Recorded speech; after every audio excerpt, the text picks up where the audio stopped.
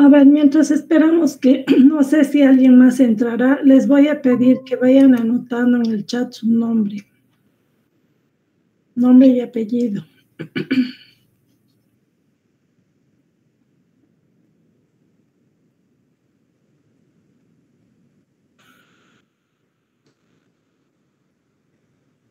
Chicos, ¿me oyeron? Sí, doctora. Vayan anotando su nombre y apellido en el chat, por favor. Vamos a esperar 5 minutos que entre la mayor cantidad de gente, que no creo que sea más de 12, pero necesito hablar con la gente que esté acá.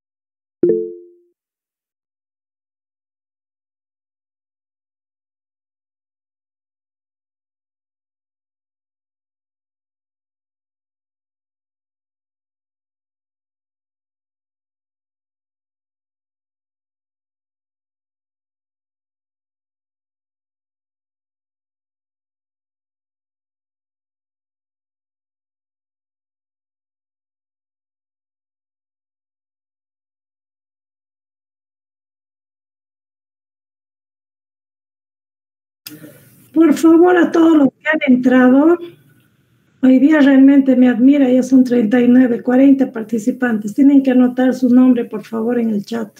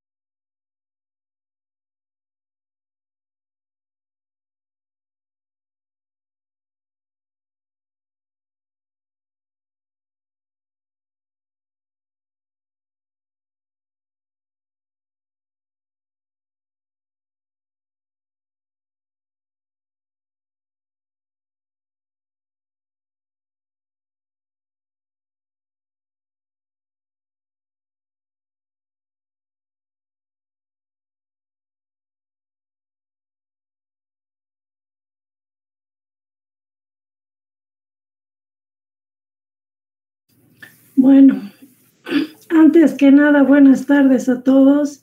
¿Alguien me puede explicar por qué tanta participación hoy día? Yo tengo más o menos el registro de las personas que entraban usualmente, pero ahora quiero saber por qué tanto interés por la clase. ¿Alguien me puede decir?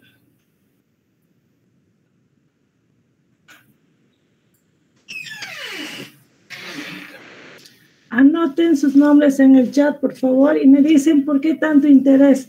Obviamente no me van a decir las personas que siempre han estado en las clases o que usualmente ingresaban. Ahorita tengo 64 participantes, cuando usualmente no llegaban a 10 o a 20, por lo mucho. ¿Tienen alguna duda, algún interés personal? Lenny, cuénteme, ¿qué pasó? ¿Alguien va a empezar a hablar, por favor?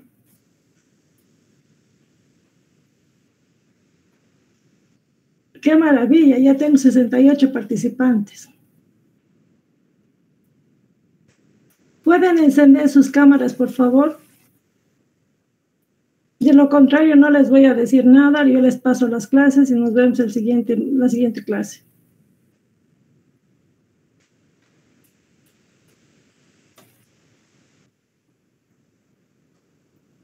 Gracias, Colomi. Buenas tardes. Bruno, qué bueno verlos. A ver, cuéntenme, ¿por qué tanto interés por esta clase? Son 74 y siguen ingresando. Dasil, a ver, Dasil, quiero que nos cuente, ¿por qué tanto interés en la clase?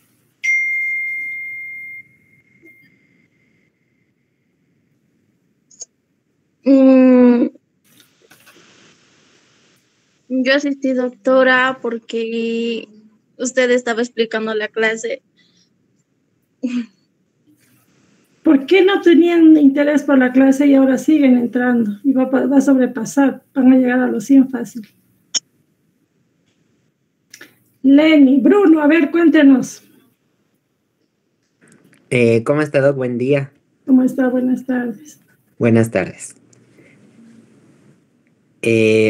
Bueno, doctorita, creo que escribieron en el grupo que estaban colocando los nombres en el chat y creo que aparecieron de ahí los estudiantes en masa. ¿Tienen alguna otra información de la facultad, de su examen, de los exámenes, de las evaluaciones o algo? ¿Cómo, doc? O sea, me alegra que haya harta gente porque se les pone en el chat. ¿Sabe qué? La verdad que yo estoy súper decepcionada. Sinceramente les digo, hoy día no he hecho el mayor esfuerzo de hacer alguna actividad o demás, porque primero voy a pedir disculpas a quienes realmente son conscientes y quieren ser profesionales porque lo quieren, porque quieren saber, ¿eh? Porque quieren ser algo en la vida. No profesionales que van a salir porque tienen que salir y tienen que ganar nota como sea. Entonces, ya les puedo informar oficialmente que su examen de bacteriología ha sido anulado. Van a tener que volver a dar un examen de bacteriología. Yo solamente voy a hablar por mi cátedra. Yo sé que hay otras asignaturas donde han tenido problemas. Desconozco, no tengo la voz oficial para decirles. Lo único que quiero es llamarles a la conciencia. No es posible que hagan lo que hacen. No es posible.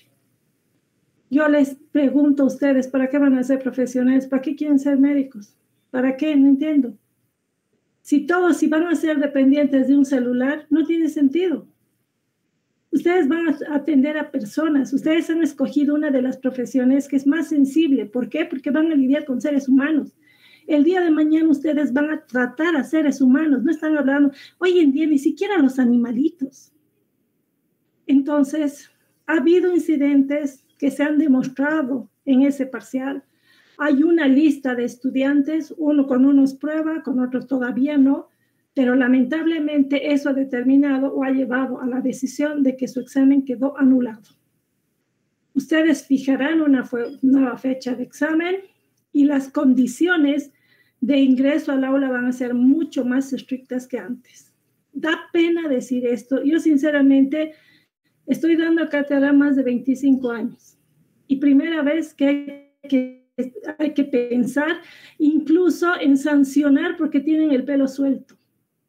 Si ustedes se fijan en el examen, se les ha puesto una serie de condiciones que no debería ser, eso debería ser conciencial, pero la masificación hace que ustedes se aprovechen de la situación. Ya les digo, les he pedido disculpas a quienes realmente son personas honestas, que yo creo que es algo esencial para ser médico. Esas personas honestas, me da pena por esas personas porque a raíz de las irregularidades que ha habido, van a tener que ustedes seguir condiciones más estrictas. Les voy a dar un ejemplo. Se les ha pedido, por favor, que vayan con el pelo recogido. He tenido como 19 estudiantes que les da lo mismo, con el pelo como cortinas. Es más, hasta se molestaban cuando se les hacía una observación. Entonces, yo lo siento mucho, como digo, no sé cómo van a organizar, van a tener que organizarse con su representante, pero van a volver a dar el examen de bacteriología. Averigüen con el resto de sus asignaturas, no tengo idea, tengo entendido que también ha habido problemas, pero por lo menos en bacteriología se ha detectado un hecho que se ha demostrado y realmente hay más de una persona que está en la lista. Les digo honestamente, chicos, no deberíamos llegar al estado de amenazarlos y decir que si ustedes cometen un fraude, si ustedes copian, si ustedes mandan el examen y les devuelven las respuestas, van a ser sancionados. No debería haber eso. Se supone que han escogido una de las profesiones más nobles, pero lamentablemente no tenemos el ojo biónico con 400 personas para ver quiénes sí lo hicieron y quiénes no lo hicieron.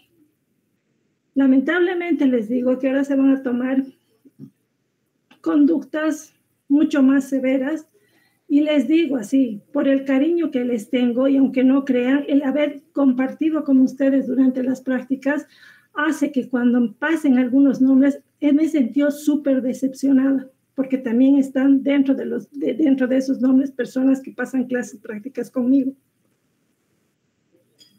Se prueba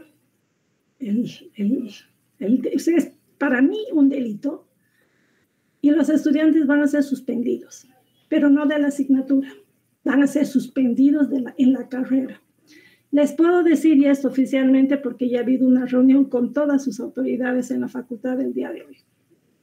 Y se han tomado esas medidas y van a ser mucho más estrictas. Así que les digo, no intenten siquiera agarrar el bendito celular. Ya les había dicho un principio, celulares por favor no, y peleo, incluso en las prácticas he peleado que somos 15, 16 estudiantes, se les pide que dejen el celular y no, hay personas que siguen manteniendo el celular con ustedes porque ya se han hecho dependientes de un dispositivo. O sea, ustedes no están utilizando todas esas ventajas electrónicas que tienen para bien, sino que muchos están utilizando, o sea, se están haciendo dominar por lo que es la tecnología.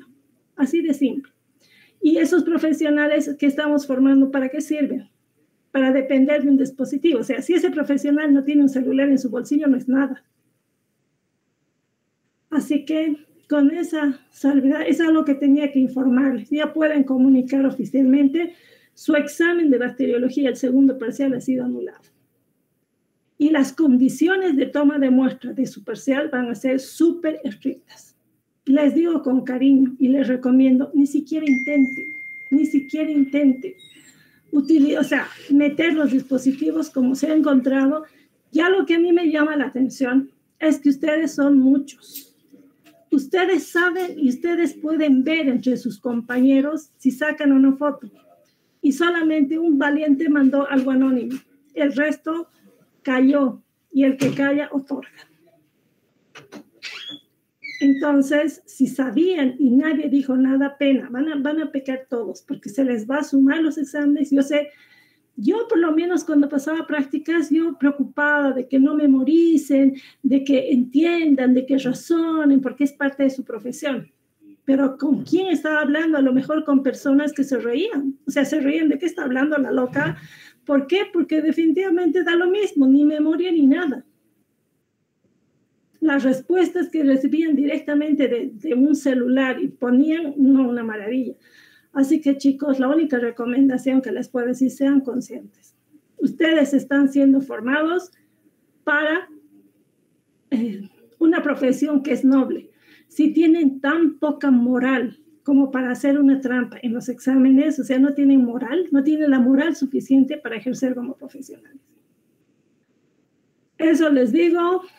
Fíjense, ni voy a registrar quienes están en el chat. Ahora no me interesa. Yo solamente, de todos modos, yo tengo más o menos la lista de los que usualmente iban entrando.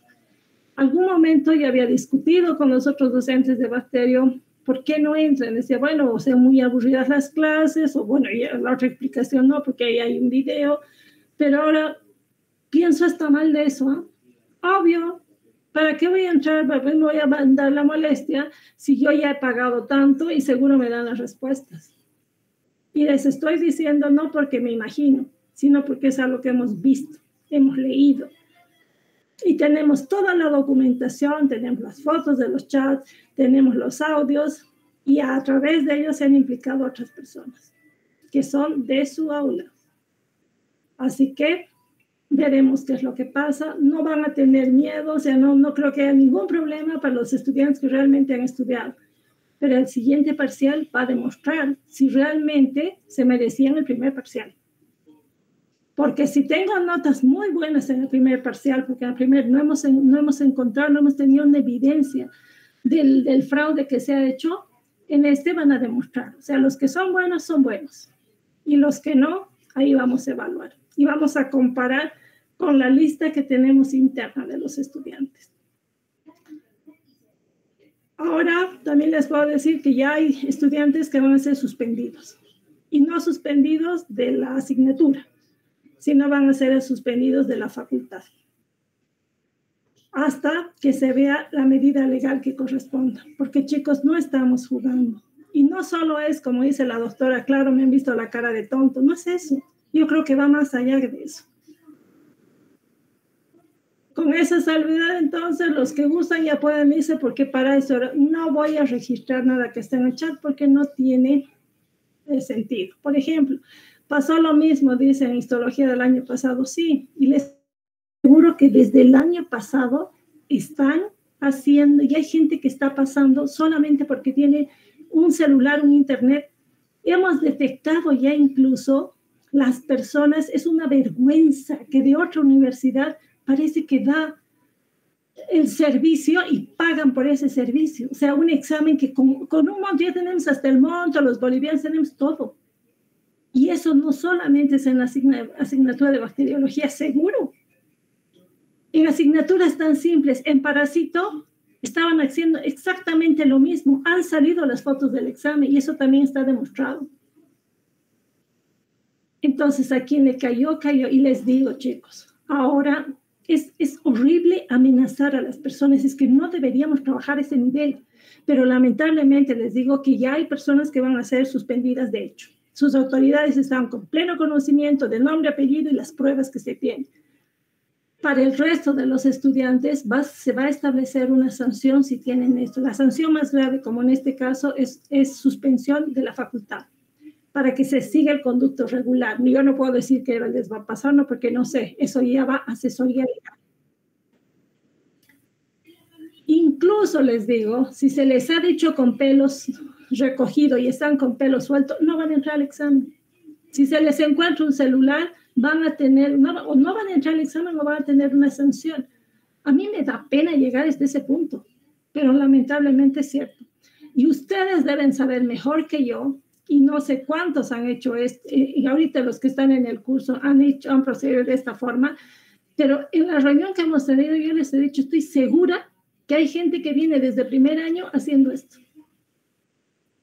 Lamentablemente ya no va a ser posible, van a haber las medidas estrictas. Yo he pedido que por favor las autoridades asuman su responsabilidad, porque fíjense, chicos, no solamente son ustedes y lo que vale la nota, que ya de hecho de la parte moral se aplazaron.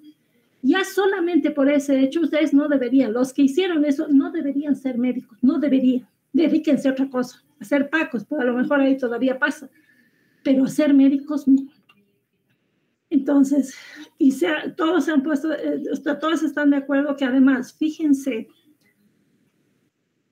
Países como la Argentina, ustedes saben, y hemos comentado alguna vez, están cerrando la puerta a universidades bolivianas, por ejemplo.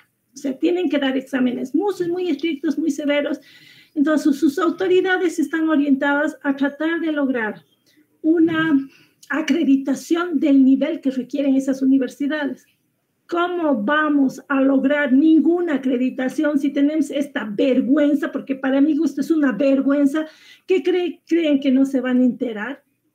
Es lógico que se van a enterar porque a ustedes hay que decirles la verdad. Se han encontrado chats, se tienen grabaciones, se tiene absolutamente todo que demuestra la forma en que están operando. Grupos de WhatsApp pagando a personas de afuera. Tenemos hasta el monto, tenemos el nombre, el teléfono de quién hacía los cobros. Así que lo que les tocó, y les digo, 2 probados, pero hay una lista de estudiantes, chicos, y van a hacer el seguimiento. Yo por esas personas lo siento mucho. Los que son buenos, y que van a demostrar que son buenos, van a demostrar, porque no es fácil, cuesta, pero lo que han hecho no tiene nombre. Van a entrar, van a leer ustedes, va a salir un comunicado de las condiciones. Son condiciones mucho más estrictas de lo que les habíamos publicado por el chat. Y la recomendación que les doy, ya de hecho, porque este es un consenso de docentes y autoridades, porque no lo estoy diciendo yo porque a mí se me ocurrió. Cuando vayan a dar examen, van a entrar sin nada. Lo único que van a poder llevar es un lapicero. Y se va a hacer un control de todos los dispositivos que puedan tener, calculadoras, relojes, audífonos, absolutamente todo. No cumplen, no van a entrar a la sala. Si de alguna manera se ve que copian o algo, directamente se les va a anular. Examen que no sea, o sea, infracción que ustedes cometan, que no sea muy severo, esos estudiantes se van a remitir a puros exámenes orales y con tribunal. No hay más. Así que chicos, piensen bien. A mí me da pena, les digo, porque hay una lista de estudiantes. Hay estudiantes de los que ya se les ha aprobado, no hay que buscar nada, esos son los que van a ser suspendidos. Y me imagino que ya van a ustedes organizarse con sus representantes para que ustedes indaguen, porque van a tener que fijar otra fecha para el segundo parcial de bacterio. Y vamos a ver si realmente el primer parcial fue tan limpio o no, que tenemos las serias sospechas de que no fue así. No sé si tienen alguna duda, alguna pregunta, porque voy a empezar mi clase que va a ser cortita, porque la verdad que yo he quedado realmente decepcionada. El nombre es decepción, decepción total. ¿Alguna pregunta? ¿Alguna duda?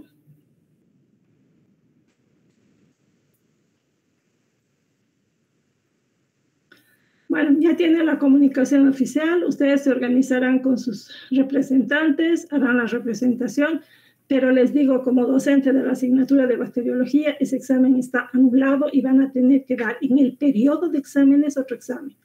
Los que han sacado excelente nota casi hasta el 100, no tengo 90, 100, nos van a demostrar que realmente es porque sabían, no porque hicieron trampa. Ya chicos, si no tienen nada, entonces voy a empezar la clase.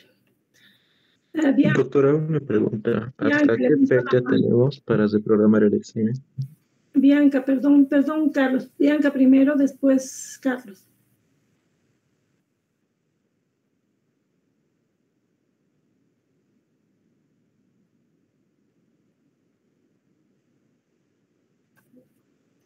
¿Sabe qué? Tienen que hablar con la docente, con la jefe de departamento, porque tengo entendido que no es el único examen que se va a anular, Bianca. Entonces, ustedes tienen que coordinar con su jefatura de departamento para hacer eso. Pero ya les digo, oficialmente está demostrada el error, para mi gusto, el delito.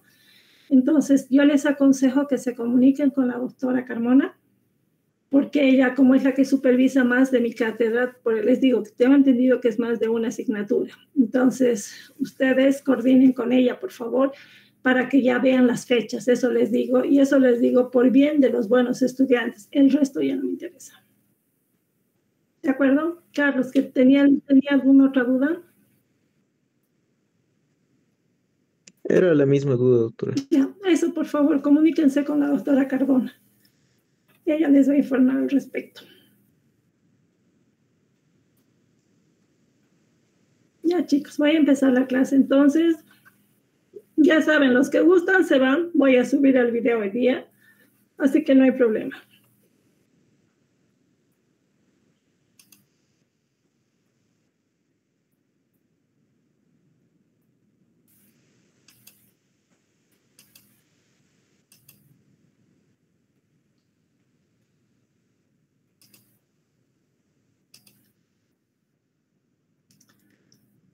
Ya, como ustedes saben, no podemos suspender.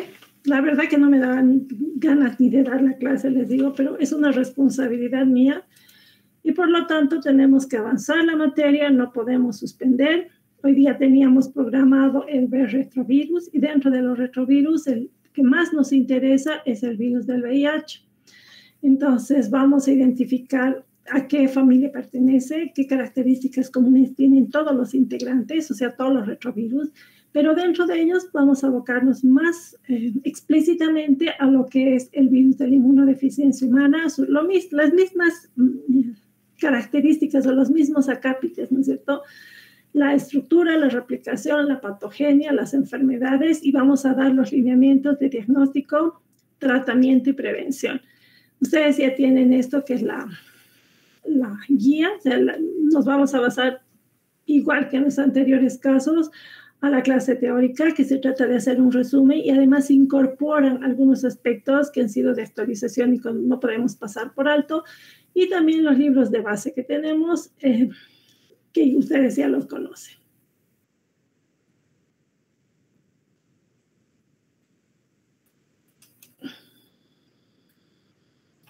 A ver, yo me voy a abocar a lo que es el VIH.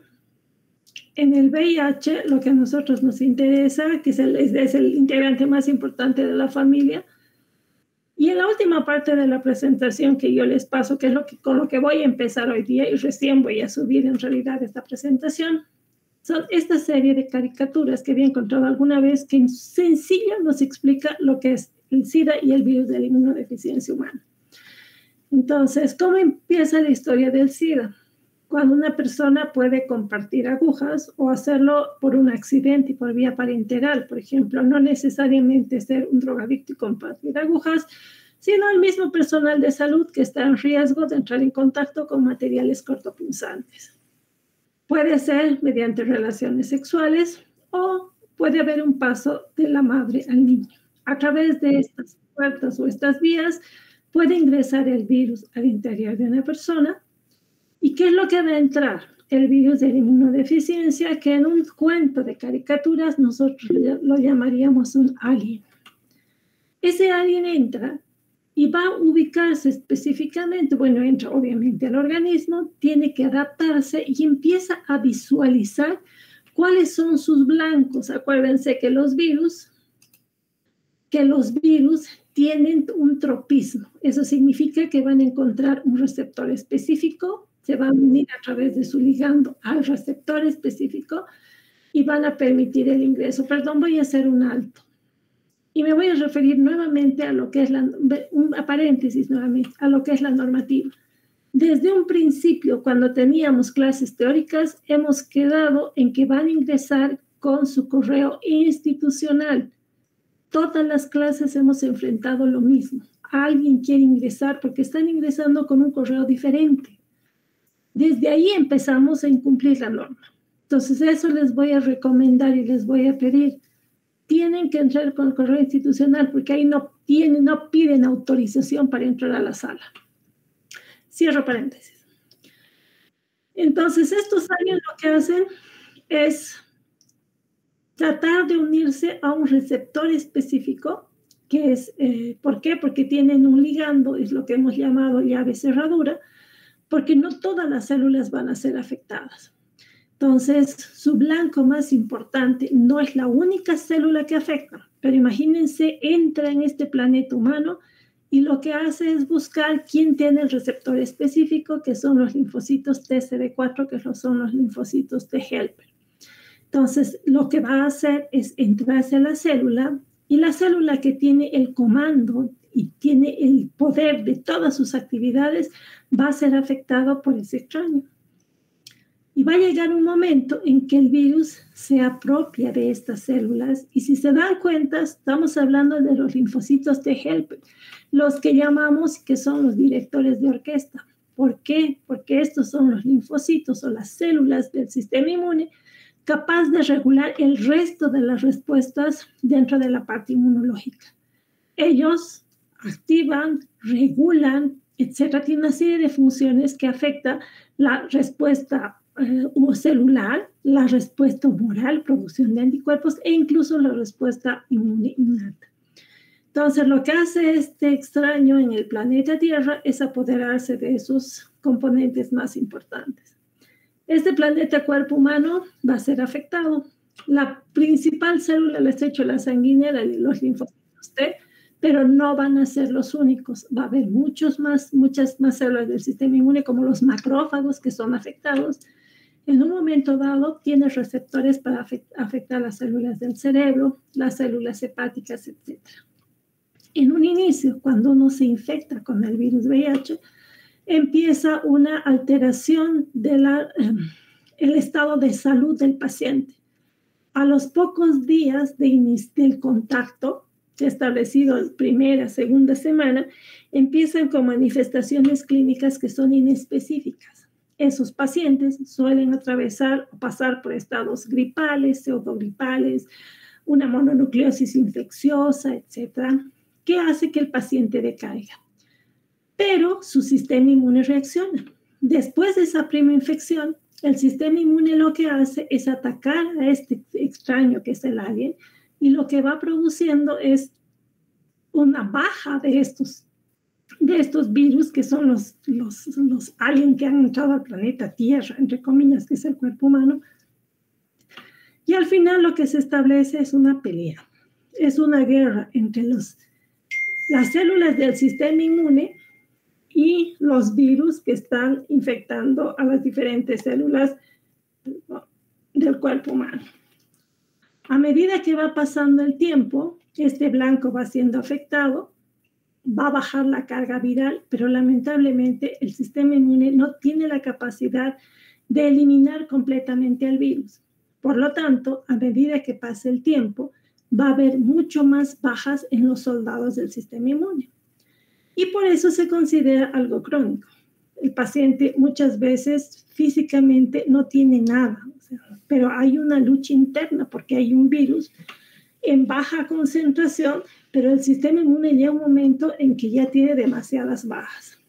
Y es ahí cuando el virus empieza a tener el control total, y es cuando el paciente pasa del estado de ser seropositivo, o sea, de estar infectado, a estar enfermo. Y empiezan las manifestaciones clínicas. Los pacientes se sienten cansados, son susceptibles a muchas infecciones. Es como se manifiesta aquí. Se necesita mucha energía para seguir adelante y es como subir en bicicleta por una montaña y cuesta arriba. Entonces, las enfermedades empiezan a aparecer y los virus van ganando espacio. Entonces, disminuye la carga de linfocitos T, que son esenciales para la respuesta inmune, y lo que hace es empezar la carga viral, aumenta lo que es la carga viral. Claro, porque ya las células del sistema inmune adaptativo no tienen la capacidad de eliminar al virus y todas las células infectadas con el virus, porque acuérdense que además el principal director de toda la defensa está afectado. Por lo tanto, los virus se multiplican y aquí empezamos a hablar de la carga viral. La mayor cantidad de virus que está en relación con la menor cantidad de linfocitos. Entonces, cuando hablamos de carga viral es el número de copias de virus que podemos encontrar en el individuo. Inicialmente era no detectable, a medida que pasa el tiempo aumentan las copias, va a llegar a un punto en que la carga viral es alta y por lo tanto la manifestación clínica se va a dar, el paciente está enfermo, va a ser susceptible a todas las infecciones y el paciente se muere al final. ¿Por qué? Porque va a ser afectado por otros microorganismos porque tiene un sistema inmune debilitado. El final, hace unos años, era más trágico. había menos posibilidades de tratar a estos pacientes, pero hoy en día sabemos que existen los tratamientos de alta carga, los tratamientos que se dan, no importa el estadio del paciente, se le empieza un tratamiento y por lo tanto lo que se logra es mantener estables esos pacientes. Es muy difícil eliminar el virus. ¿Por qué? Porque vamos a ver que la parte microbiológica nos explica cómo el virus puede permanecer en las células humanas durante toda la vida una vez que uno se ha infectado. Muchos antivirales, ha habido una revolución actualmente de los antivirales que se utilizan y se utilizan, como se ve aquí, se ve en los diferentes tipos de antivirales porque es una terapia combinada que ha permitido que esos pacientes tengan una vida, o sea, vamos a decir aparente casi normal, porque mantienen una carga viral baja. Lo que es diferente a cuando apareció. Entonces, eso es lo que, en resumidas cuentas, ese cuento que acabo de presentarles es lo que se les explica en el video y lo que se les da desde un principio. Voy a hacer un resumen, porque ustedes ya saben que toda esta información la van a tener en plataforma. Les voy a subir, también existe un video de esto. Y en el video yo les pongo a la familia, las características de la familia y para mostrarles que este grupo está dentro de una familia de virus que fue detectada por los años 1910, pero que primero fueron observados estos virus, no les digo el VIH, sino los retrovirus, fueron observados en animales. Por ejemplo, en 1910 encontraron que había un virus que lo llamaron el del sarcoma de Ross, que producía tumores en aves, que causaban la leucemia felina, los de la leucemia bovina, equina, etc. Hasta que en 1980 se aísla un retrovirus que es el HTLV1 y después encontraron el HTLV2, que actualmente son importantes y que se deberían detectar en pacientes que van, por ejemplo, a hacer una transfusión sanguínea, que son donadores para transfusión sanguínea. La familia Retroviridae. Después, dentro de esa misma familia, dos investigadores en forma paralela, que es Robert Gallo y Montagnier, uno era americano y el otro francés, que paralelamente descubren el virus del VIH, el virus de la inmunodeficiencia humana, Gallo y Montagnier. ¿Ya? Entonces, en 1983 describen el VIH-1 y en 1986 el VIH-2. Y ahí les hago una explicación de qué tienen en común todos los retrovirus, que son con manto, que tienen 2 copias de ARN, por si acaso cuando ustedes vean, hay virus que tienen virus ARN de doble hebra. Eso significa que es una hebra y su complementario. Pero este otro ejemplo es diferente, porque este tiene 2 copias iguales. O sea, son monohebra, ARN positivo, pero son 2 copias igualitas del monohebra. Y las 2 de polaridad positiva, porque cuando es de doble hebra, una hebra es polaridad positiva y la otra es polaridad negativa. Lo más importante que lo define como retrovirus, su capacidad de producir ADN a partir de ARN, porque tienen una transcriptasa inversa y tienen integrasas, enzimas integrasas. ¿Qué le permite esto? Le permite insertar su material genético a la célula que infecta. Hay receptores específicos, se van a replicar a través de un intermediario y este intermediario que llamamos provirus es el que se inserta en el genoma del ser humano. Ahí hemos diferenciado 3 subfamilias, la oncoespuma y lentivirinae, y si ustedes se fijan dentro de este grupo del lentivirinae están el VIH-1 y 2. Las interacciones de los retrovirus con el hospedador es variable, todo depende del retrovirus. Algunos tienen una naturaleza benigna. Se ha encontrado que en el ser humano se puede identificar secuencias retrovirales endógenas. No causan ninguna patología y terminan siendo parte del genoma de la célula hospedadora. Hay infecciones letales en poco tiempo, otro grupo de virus. Entonces hay una infección de afuera, por ejemplo, el sarcoma de Ross en pollos es el que termina después de infectar, producir procesos cancerígenos en pollos. Mucha de la de las manifestaciones clínicas o la capacidad de estos virus de producir una enfermedad y por lo tanto manifestaciones clínicas está dada por la capacidad de estas secuencias de ser activadas o desactivadas. O sea, hay una interacción dentro de las células que hace que se activen o desactiven los genes y de esa manera pueden alterar el proceso de replicación de los virus. Entonces, ¿de dónde vienen los retrovirus? O por una infección exógena, porque se adquieren de manera exógena, o a través de una línea germinal, porque ya se han identificado virus endógenos en algunos genomas. Ahí les explico con más detalle cómo produce la enfermedad, porque puede producir, como es la mayoría, una gran parte, vamos a decir, está asociada con procesos neoplásicos. Pueden interaccionar con reguladores de la expresión génica que determina que hay una transformación maligna de las células infectadas. O en el caso del VIH, por ejemplo, el afectar a células esenciales en el proceso de replicación y por lo tanto llevar a un estado de inmunosupresión. Si un paciente está inmunosuprimido, es mucho más susceptible a enfermedades infecciosas y también a procesos neoplásicos. Luego les hago una explicación. Ahí en el video van a ver mucho más detallada del proceso de replicación de los virus, la estructura de los virus, qué es lo que tiene. Y nos va a interesar aquí relacionar los retrovirus, como por ejemplo el HTLV, que les decía, el VIH-1, y este es el que más vamos a explicar por la naturaleza o por el impacto que tiene en el ser humano. La estructura, cómo son, qué características tiene, que son muy comunes entre ellas, los oncovirus, que son menos, y los HTLV. Aquí no les damos mucha, o sea, no somos muy extensos en esta teoría del HTLV, pero no deja de ser importante, como les digo, porque en algunas áreas geográficas del mundo encuentran que ese es un virus que hay que detectarlo incluso en los donadores de sangre, ¿ya? Y si ustedes se fijan, están asociados con procesos neoplásicos como el HTLV1, que produce un tipo de leucemia, o linfoma de linfocitos T del adulto, el HTLV1 y el HTLV2. Hoy en día se describen otros dos, pero que no tienen mayor importancia en relación al ser humano, sí, el 1 y el 2. Dentro de los lentivirus que les he dicho, ¿qué es lo que sobresale? El VIH. ¿Qué es lo importante que está remarcado acá? Que infecta células que son inmunológicamente privilegiadas, como linfocitos, macrófagos, etc. Pero no son las únicas células que afecta, ya les había dicho, también afecta a otros como células del sistema nervioso central.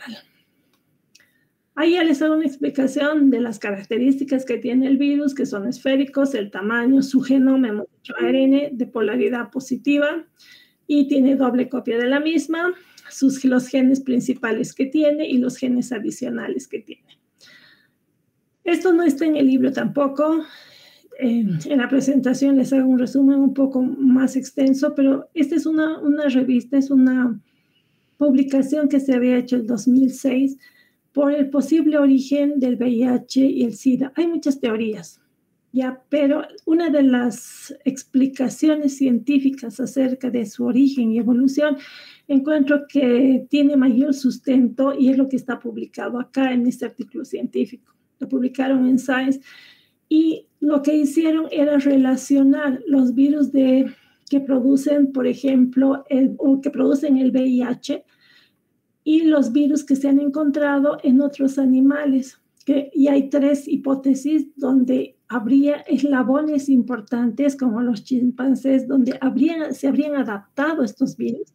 Y es a partir de estos intermediarios que habría llegado al ser humano, pero que el origen está en otros simios, en otros animales que al parecer son el origen. ¿Qué evidencia científica tienen? Analizando las secuencias génicas de los virus que producen este tipo de infección en estos animales, el intermediario y lo que hoy en día conocemos en el ser humano.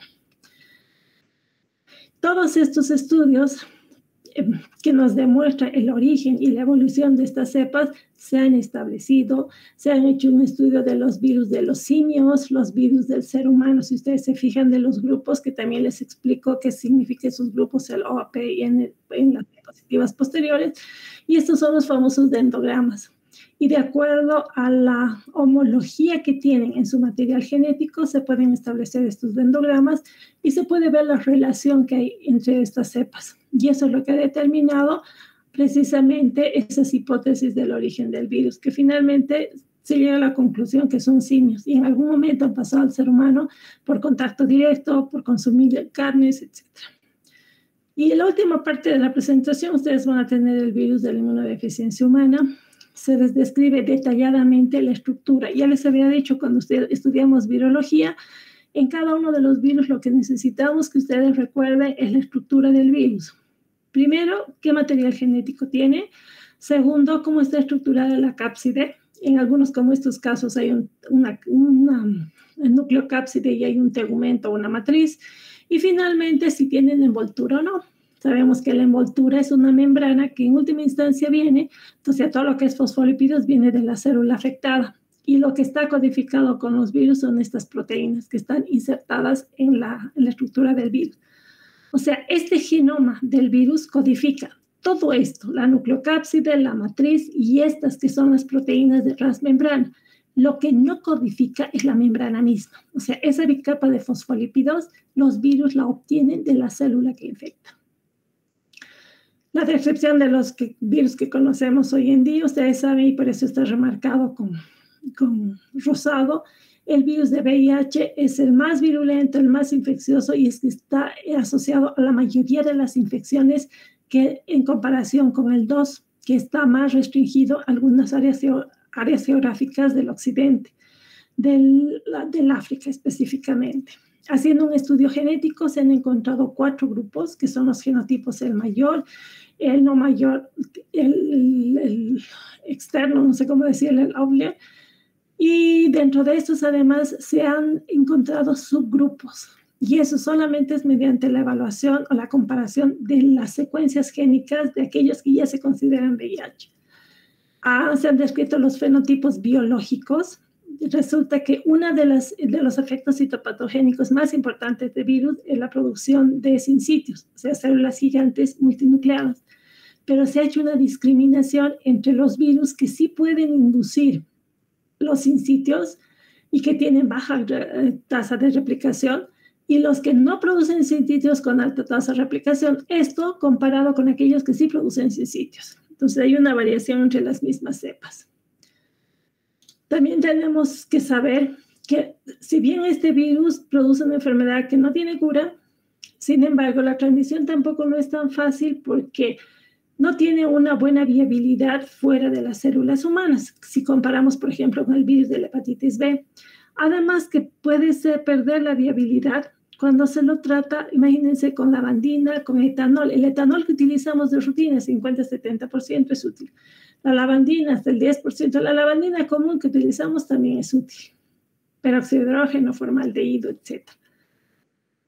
Su ciclo de vida, aquí ustedes en el video van a tener bien detallado, les he puesto aquí en forma animada, cómo el virus primeramente tiene que reconocer, una vez que está el virus circulando, tiene que reconocer un receptor específico. Hay receptores y hay correceptores, hay más de un receptor identificado. Si ustedes se fijan en esta animación, hay un receptor específico que se une a las proteínas virales, la GP120, que es la que está proyectada en la membrana del virus, reconoce a la CD4, que es una molécula que está en la membrana de los linfocitos de CD4, pero si ustedes se fijan, tiene correceptores, que hoy en día se ha visto que son sumamente importantes para que el virus se adhiera. El virus, en otras palabras, va a entrar, va a haber una decapsidación, va a liberarse el material genético, y esto es lo interesante, ese material genético es ARN, entonces se fabrica el ADN, pero ese ADN lo que hace al final es insertarse en el material genético de la célula huésped. Y eso es lo que les decía, muy difícil lograr un tratamiento y erradicación del virus porque este pedazo de ADN se inserta en el ADN de la célula huésped. En otras palabras, un paciente que tiene VIH va a tener células con secuencias génicas, fíjense aquí, del virus, pero que forma parte de su genoma. Acuérdense que les he dicho que hay transcriptasa reversa y también hay integrasas. Entonces, el ARN fabrica ADN. El ADN fabrica doble copia y lo inserta en el genoma de la célula huésped. Y por lo tanto, esa se puede expresar de forma baja, o puede ser una replicación de alto nivel. Y cuando se replica, va a incorporar todas las proteínas que se han sintetizado y van a ser liberados. Y es lo que les decía, esta membrana que el virus obtiene, la obtiene cuando madura, se llama, o cuando se libera de la célula. ¿Cierto? Se fijan, le roba un pedazo de la membrana, la célula y sale. Esto es lo mismo que les explico nuevamente. Después les doy una explicación de los receptores, como el CD4. Se conoce toda la secuencia de aminoácidos de estas proteínas que son receptoras, y dentro de esas se han identificado algunos sitios, o sea, una secuencia de aminoácidos que es el sitio de unión específico, o sea, a qué punto del receptor se unen los virus. También se les explica que no son los únicos receptores, existen los correceptores, como estos que son los más importantes, y de acuerdo a eso también se han diferenciado dos tipos de virus, ¿no? Los que tienen más afinidad por estos receptores, los CCR5, y otros que son más afines a los XCR4, y por lo tanto algunos virus tienen más tropismo por los macrófagos, y otros por los linfocitos T. Entonces, diferenciamos los virus hemitrópicos y los virus tetrópicos. Los hemitrópicos son los que se ha visto que están asociados con su no capacidad de inducirse en sitios, y los tetrópicos sí, inducen. Luego tenemos las otras células, además de los linfocitos de Helper, les he dicho los macrófagos, fíjense, las células natural killer, células dendríticas, y también les había mencionado que afecta el cerebro, porque afecta células de microglia del cerebro. Por eso que el virus VIH no solo produce inmunosupresión, en los estadios más avanzados produce demencia. Y eso ya es un poco más el detalle, ¿no? Cómo puede cortar, cómo se puede replicar y cómo ese pedazo de ADN viral lo puede integrar al genoma del ser humano. Por lo tanto, tenemos que diferenciar en la estructura del genoma de este virus las partes que tiene y cómo se va replicando. Si ustedes se fijan, esto es importante entender, porque resulta que uno de los antivirales lo que hace es evitar precisamente la liberación de las proteínas, que son las proteasas. Si ustedes se fijan, el ADN humano está ahí y inserto al genoma humano está el genoma del virus. Entonces, ¿qué hace? Si ustedes analizan, primero producen una sola hebra de ARN, pero aquí hay diferentes genes y estos genes codifican diferentes proteínas como la GAC, la POL. Estas son estructurales, la de las envolturas, las polimerasas, la de la cápside, todo esto.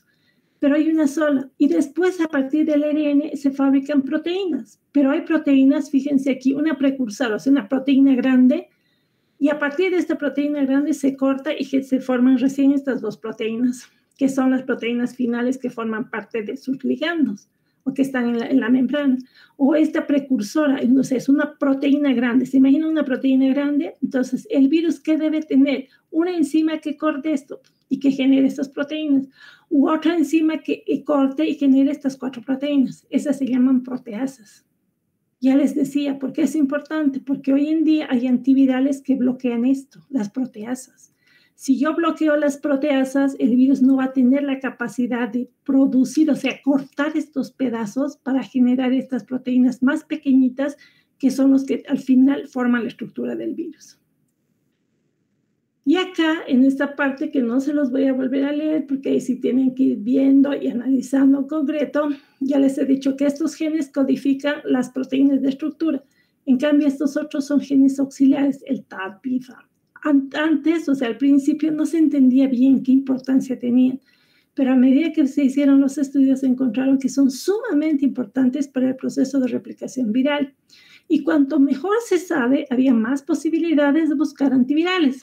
Y entonces tenemos qué función tienen, por ejemplo, las proteínas TAT, las proteínas REF, que son los genes que codifican, que les digo, auxiliares a los que son de la estructura misma del virus.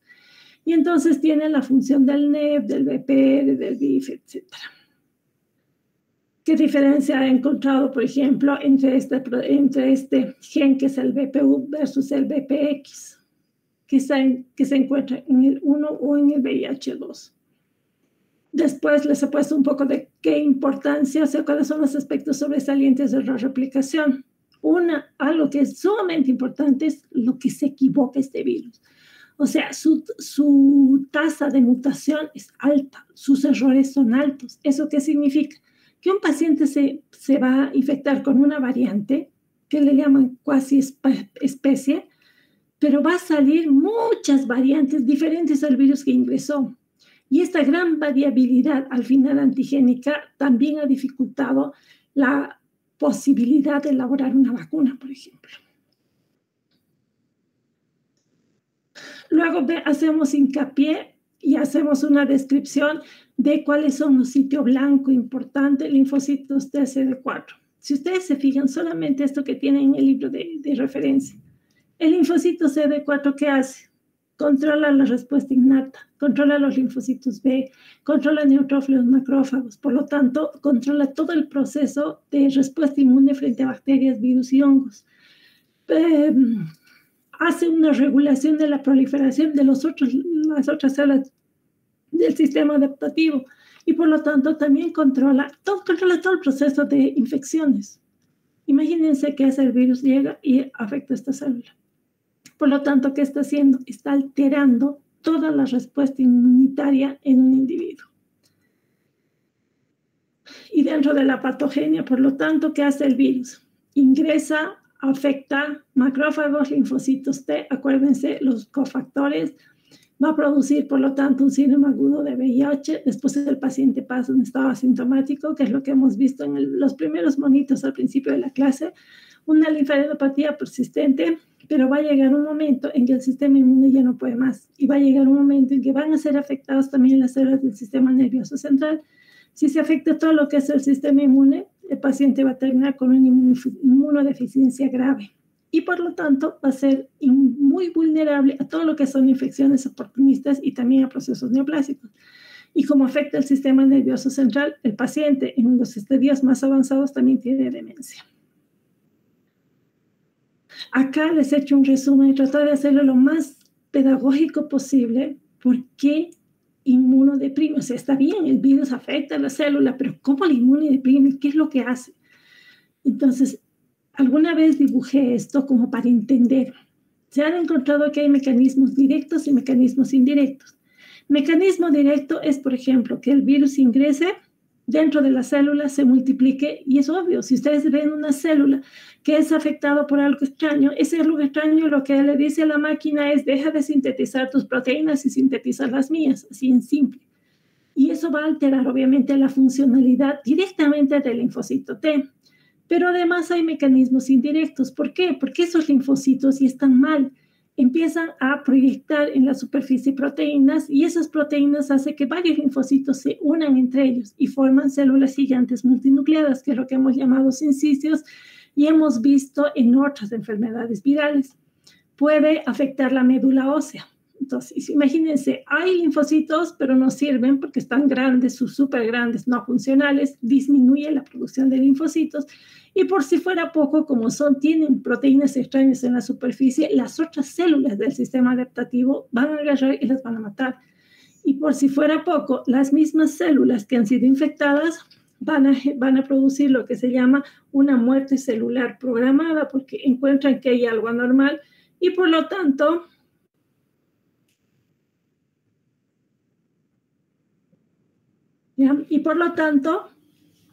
vamos a tener, además de un suicidio de las células. Entonces hay una historia natural de la infección.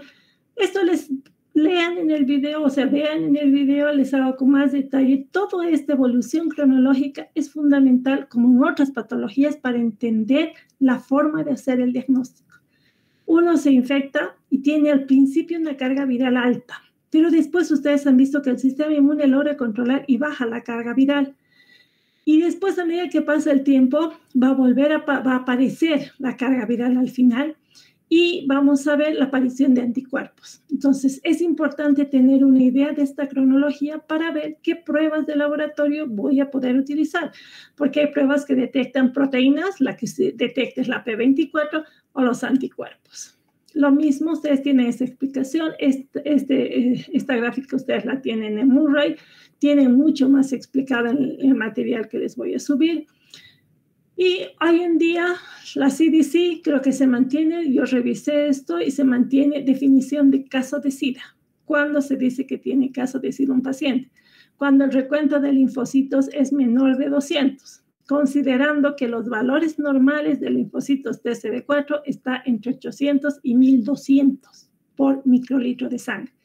Si baja de 200 y este paciente tiene una entidad marcadora de SIDA, ese paciente tiene SIDA. Y aquí les pongo las entidades marcadoras porque también hay categorías, ¿no? El que es asintomático y la categoría B o C de sintomático. Entonces, las patologías ¿por qué es importante saber esto? Porque el día de mañana, cuando ustedes ubiquen y tengan la capacidad clínica de hacerlo, van a identificar una de estas entidades y eso les va a conducir a sospechar de una infección previa o de base de VIH, la categoría C. Y esto tampoco está en el libro, saqué de una revisión de actualización del VIH. He visto que no tenemos mayor modificación en la actualidad, o sea que lo vamos a dejar de eso, que es importante ver los estudios hematológicos, los estudios serológicos, pero también hay estudios virológicos. Lo más práctico es ubicarse en estos dos campos, que es para hacer el diagnóstico de rutina, que es para lo que va a estar preparado un médico recién egresado de esta facultad.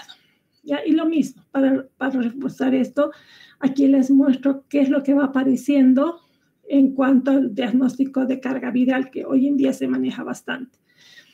Además, les he hecho un resumen de cómo han ido evolucionando las técnicas de diagnóstico. Hoy en día ya hablamos generalmente de técnicas de cuarta generación, donde no solo detectamos antígenos, sino también anticuerpos. También lo hacemos por técnicas rápidas. En la parte práctica se les va a dar una mejor capacitación de cómo se hace el diagnóstico en Bolivia con los algoritmos y el protocolo que se sigue en Bolivia, ¿ya? Ahí lo mismo, ahí les he hecho esta es como una historia de cómo han ido evolucionando las técnicas. Y como les digo, en la parte práctica les voy a mostrar, originalmente se hacía una confirmación con estas técnicas que eran la de Western blot, por ejemplo. Hay otras que sí utilizan flujo laminar, son tacos. En Bolivia se utilizan tacos como diagnóstico inicial y se utilizan también tacos para diagnóstico de confirmación. Todo es jugar con la sensibilidad y especificidad de las pruebas, pero en la parte práctica ya se los va a capacitar de cuáles son los algoritmos, que es algo esencial que debería saber un médico recién egresado. Lo mismo, las pruebas de confirmación, la determinación de carga viral, y esto es lo que les decía. Años anteriores, a través del CDVIR, a través de la gobernación, nosotros conseguíamos estas tiras de forma gratuita. Este año no hemos tenido esa suerte porque definitivamente la situación económica está tan terrible porque esta, por lo menos la que utiliza el gobierno, que es una línea especial, tienen desabastecimiento, así que no ha sido posible. Veremos qué hacemos. ¿Qué es el periodo ventana? También vamos a ver, vean bien, estudien bien, por favor, por lo menos una mirada al video, que no, una hora para poder hacer la parte práctica, que va a ser mucho más fácil. La prevalencia, ustedes saben que hay zonas que son más rojas que otras, el número de pacientes, y esto saqué del 2017, he visto que no hay una actualización, pero es bien interesante porque si ustedes entran en esta página, les da en vivo cuál es la situación en Bolivia específicamente, ¿ya? El tratamiento, creo que tampoco hay mayores modificaciones, se sigue utilizando un programa que es el TARGA, y en la última parte les describo los inhibidores de la réplica de los estadios del VIH. Nuevamente, igual que en todas las infecciones virales, no se trata, o sea, el blanco de los antivirales no son los virus mismos. Lo que hacen los antivirales es tratan de bloquear algún sitio específico, algún punto específico del proceso de replicación. Algunos bloquean el ingreso, otros bloquean la liberación del material genético, otros bloquean el proceso de replicación del material genético. Y en este virus, por ejemplo, un grupo de antivirales lo que hace es inhibir las proteasas. Hay inhibidores de la transcripción reversa, hay inhibidores de las proteasas, y una característica interesante, y ahí les hago toda la descripción. Y una característica interesante del tratamiento del VIH es que el tratamiento antirretroviral es combinado. Imagínense, hay inhibidores de la transcriptasa inversa, inhibidores de la transcriptasa que son no análogos a nucleótidos, sí análogos a nucleótidos, inhibidores de la proteasa, inhibidores de la adhesión o fusión, inhibidores de la integrasa, si ustedes se fijan. Y esto, cuando ustedes vean el video, aquí se los he puesto un número para que si ustedes vuelven al video, está especificado justo en qué punto de ese proceso de replicación estaría cada uno de esos. Y lo que hacen es utilizar una terapia, como les decía, combinada. Se han hecho muchos análisis y han visto que sí es importante, por ejemplo, hacer estudios adicionales. Por ejemplo, han visto que han hecho estudios en el África y han demostrado que los anillos vaginales, como los antirretrovirales orales, por ejemplo, podrían prevenir la infección, no tratar, sino como medidas preventivas o profilácticas. ¿Ya? Y eso han hecho en países específicamente con altos índices de VIH. Mencionamos el SIDA pediátrico. No todas las mujeres infectadas con VIH van a transmitir el virus al bebé. Más o menos se establece un 25% más o menos, pero no deja de ser importante. Y la historia que les comento, que es lo que se los voy a subir todo en el video. ¿Alguna pregunta, alguna duda, algún comentario? Tengo reunión otra vez, chicos, los voy a dejar. Pero rapidito, ¿alguna duda, algún comentario?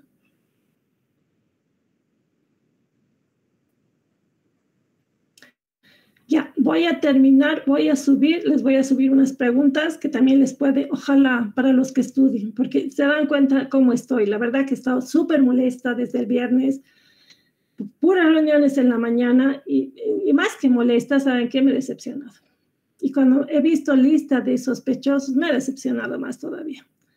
Así que les ruego, vayan a estudiar. No van a poder meter cálculo, no van a poder meter nada, va a ser como la Gestapo, acuérdense de mí.